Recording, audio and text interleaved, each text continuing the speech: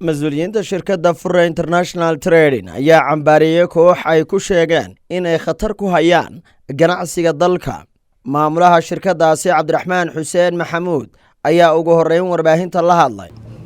waxa aan halkan idinku yeernay warbaahinta inaan la wadaagno waxaan aragnay khatar niman caadiyeed koox caadiystayaal halisna ku ah ganacsiga Soomaaliland imikana aanu alaabahayagii ku qabanay kama hadii de wax kale laga sii baaraa malaha shirkadaha kale alaabahooda laga helayo hadii imika aan laga helina de bariba laga heli doono hadaan talaabo adag laga qaban waxaanu markaa halkan ku soo bandhigaynaa qodobadii aanu ka hadlaynaa. geesta kale waxa isaguna halkaasi ka hadlay Maxamed Rashiid Cumar oo ka mid ah shaqaalaha shirkadda Furra International Trading waxaana uu warbaahinta la wadaagay qodobo ay ka soo saareen shakhsiyaadkaasi ay cabashada ka muujiyeen.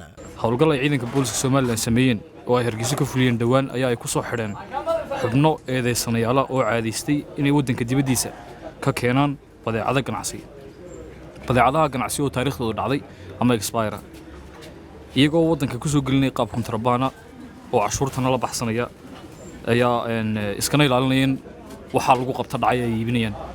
nimankaasi waxay suuq galiyeen alaab shirkaddeedu ay leedahay oo u khaasa taasi oo aanan anagana naga iibsanin qaab kontrabaan wadanka soo geliyeen alaabtaasna ay tahay alaab dhacday.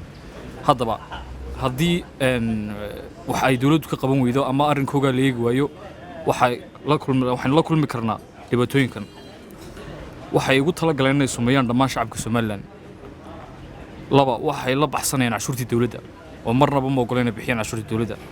saddex waxay si badheedha u dhacayaan oo uu suuqooga ugu weyn ay target gareynayaan uu yahay ganacsatada yaryar ee suuqa ama small businesseska. afar waxay dilayaan sumcadda shirkadaha ganacsiga ee alaabta sida xalaasha u soo cashuuranaya ee maraya procedure-radii iyo sida ay ugu talagashay dawladdu inay maraan. haddaba anagu waxaan codsanaynaa ka ahaan shirkadda Furra International Trading Establishment waxaan codsanaynaa ciidanka booliska, hay'adda dambi baarista, hay'adda ilaalinta tayada ama quality controlka, wasaaradda ganacsiga, wasaaradda maaliyadda iyo dhammaan ciddii kale ay khusayso arrintani si loo ilaaliyo caafimaadka shacabka, dakhliga dawladda iyo ganacsatada waddanka in dhammaan arrimaha iyo qodobadaan sheegnay dib loo eego waxna looga fiirso. Maxamed Cabdi Qalinle, telefishinka caalamiga Bulsho, Hargeysa.